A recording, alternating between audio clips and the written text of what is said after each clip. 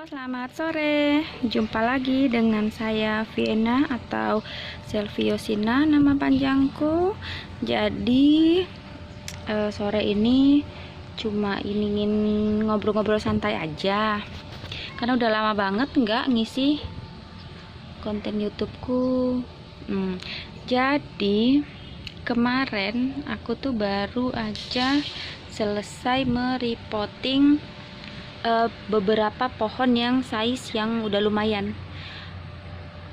Jadi ini pohon-pohon ini aku pindah ke pot dengan diameter 35. Jadi memang sengaja tidak langsung ke pot yang agak besar, tetapi naik satu tingkat aja. Nah, seperti ini. Jadi dia potnya tidak besar tapi tidak kekecilan.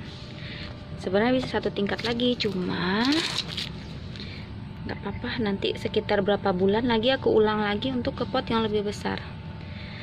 Tapi aku lebih suka yang seperti ini. Oke, jadi karena kemarin aku udah ngerepotting mereka ini, sekian pot ini, dan karena kebetulan waktunya itu keburu maghrib, aku belum sempat melakukan pembuangan daun atau pruning. Jadi pruningnya aku teruskan di sore selanjutnya atau sore ini.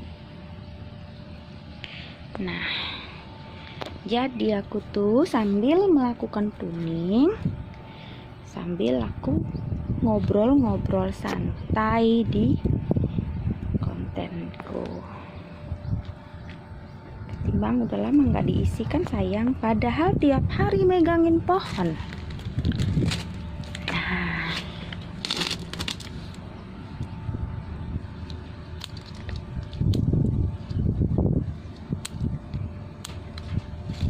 Di konten YouTubeku itu sudah pernah aku bikin tentang pruning daun atau pengurangan daun seperti ini, dan kalau nggak salah ini adalah pohon yang sama. Tetapi di episode itu, di konten yang sebelumnya itu, aku melakukan pruning daun atau pengurangan daun pada pohon ini adalah ketika pohon ini menjadi over subur. Jadi laju pertumbuhan cabangnya agak berlebihan, sehingga aku putuskan untuk melakukan pengurangan daun atau pruning. Dan itu pun tidak kulakukan pada semua cabang. Biasanya pengurangan daun atau pruning pada pohon atau cabang yang kesuburan itu dilakukan hanya pada cabang yang memang terlalu subur. Dan cabang-cabang yang masih pendek itu dibiarkan daunnya dengan harapan bisa tumbuh dan mengejar cabang lain yang sudah lebih panjang. Oke. Jadi pada kali ini proses pruning daun atau pembuangan daun atau pengkundulan daun pada pohon Adenium arabicum yang saya lakukan ini adalah dikarenakan pohon ini mengalami proses repotting atau pemindahan pot.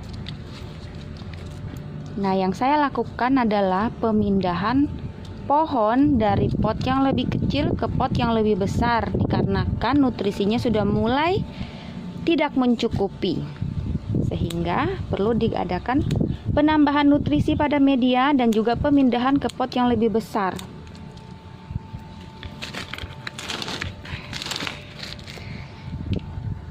Setelah dilakukan pemindahan ke pot yang lebih besar, saya melakukan proses pruning atau penggundulan atau pembuangan daun. Tujuan pembuangan daun pada pohon yang habis di repotting adalah untuk mengurangi beban kerja pohon. Seperti yang kita ketahui, ketika dilakukan pemindahan, otomatis kita melakukan pencabutan pohon, pengurangan atau pembuangan media-media lama yang melekat di pohon maupun pada akar. Kita buang atau kita sisihkan, ya kan? Sehingga akar tidak lagi melekat pada media. Nah, kemudian pohon kan kita pindahkan ke media yang baru dan pot yang baru kalau memang mengganti pot. Jadi pada saat pohon dipindah ke media yang baru, secara otomatis pohon belum melakukan pergerakan akar. Dikarenakan akar belum melekat pada media yang baru. Jadi akar pohonnya ketika bertemu media yang baru ini, dia belum gerak akarnya, akar-akar halusnya belum gerak. Dia belum mengikat media yang baru. Jadi ketika daun kita biarkan, tidak kita buang, secara otomatis dia akan tetap melakukan fotosintesis atau proses pembakaran untuk menghasilkan makanan. Ketika pohon melakukan proses fotosintesis sedangkan akar tidak bergerak dalam memenuhi kebutuhan cairan maupun nutrisi, maka kerja pohon menjadi lebih berat. Dia biasanya akan mengambil sumber-sumber makanan atau sumber air yang tersedia di bonggol pohon tersebut. Dan biasanya yang terjadi adalah pohon menjadi kempot atau keriput dikarenakan airnya diambil untuk proses pembakaran. Oke. Nah, yang ini udah selesai. Kita pindah ke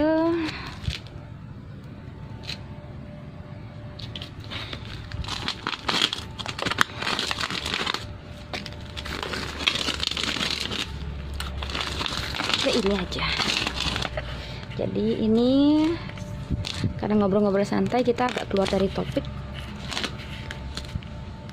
Ini adalah seri Goji MKMK dan ini sudah mengalami 2 kali proses tata akar. Pertama ditata akar, dipotong, dan kemudian tidak direncanakan pohonnya jatuh ke sebelah, mengalami proses pengrusakan cabang dan akar, sehingga waktu itu aku putuskan untuk bongkar lagi akarnya. Tapi alhamdulillah cantik hasilnya, menurutku sih. Cantik itu kan relatif ya. Nah, ini dia Goji MKMK. Dan aku tuh suka cabangnya itu, suka cantik. Cabangnya ini kan, jadi kemarin udah sempat aku pruning karena patah. Jadi harus ke pruning. Jadi dia udah pecah cabang, udah ada anak cabangnya. Dan dia punya bentuk atas cabangannya itu sudah cantik menurutku. Nah, kayak gini jelas mungkin ya. Jadi kembali lagi ke pruning tadi, karena bateraiku juga nggak banyak, yang penting aku bisa ngisi konten aja. Jadi ada baiknya setelah kita melakukan pemindahan pohon atau tanaman ke media yang baru, nah biasanya pada tanaman adenium dilakukan proses pruning seperti ini. Nah, jadi daunnya kita buang agar kerja pohon menjadi berkurang, dia tidak perlu melakukan fotosintesis, ya kan? Dan dia bisa rileks. Ketika nanti akar halus mulai bekerja, mulai mencengkram media yang baru, ya kan? Mulai mencengkram media yang baru dan mulai mengambil nutrisi, itu akan bisa kita lihat dari pertumbuhan mulai muncul daun-daun barunya. Jadi ketika sudah dibotakin seperti ini, nanti kita teduhkan di tempat yang teduh sekitar 3 atau 4 hari. Nah, biasanya hari kelima itu sudah mulai trubus atau sudah mulai keluar daun-daun baru di cabang yang dibotakin ini. Nah, itu salah satu bentuk pertanda, walaupun tidak sepenuhnya ya, bahwa akar sudah mulai bekerja. Itu akar sudah mulai bekerja, sudah mulai mengikat media dan menyerap nutrisi, sehingga daun baru pun mulai bermunculan.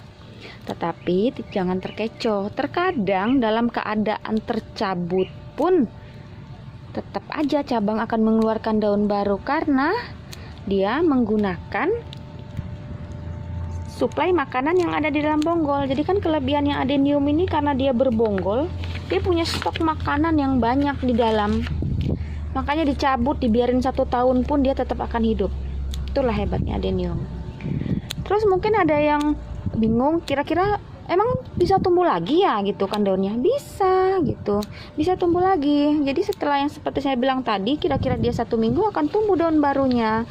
Jadi istimewanya ya, selain kita mengurangi proses beratnya kerja pohon, di adenium nih ya enaknya gitu, dipotong daunnya nanti dia tumbuh lagi. Jadi nggak usah takut gitu, malah kan lebih daun sehat, seger ya kan, daunnya lebih sehat, seger. Kalau di jenis tanaman hias lain kan proses pemulihannya tuh terkadang berat.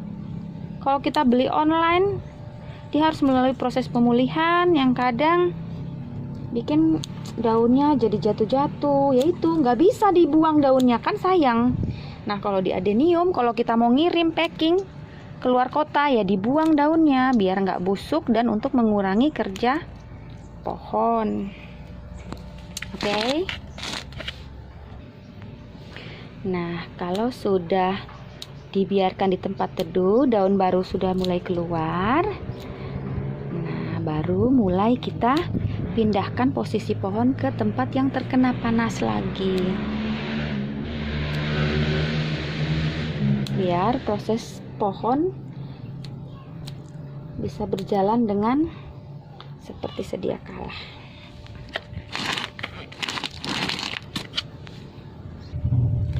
Udah siap, udah selesai gojinya, dibuang daunnya, udah selesai dan sudah ganteng dia.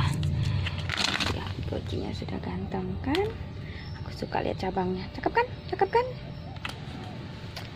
Ya, cakep versi yang punya. Oke. Tuh kan? Tuh.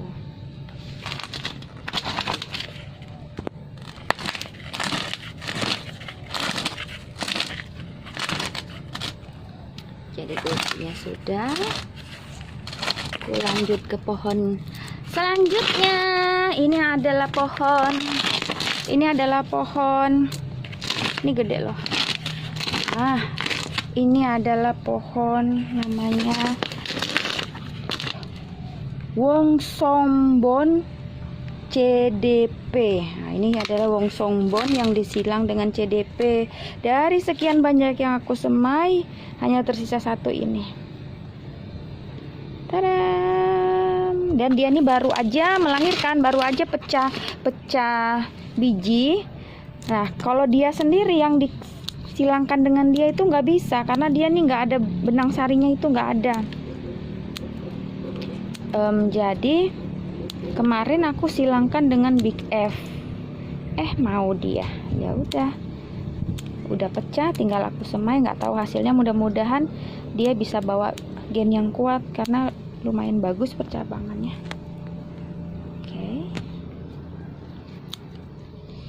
Oke ya, untuk kali ini sekian dulu. Nanti kapan-kapan kita sambung lagi. Terima kasih ya sudah menonton. Jangan lupa like dan subscribe dan di-share ke teman-teman. Thank you. Whenever you want me, I need somebody who can love me at my body.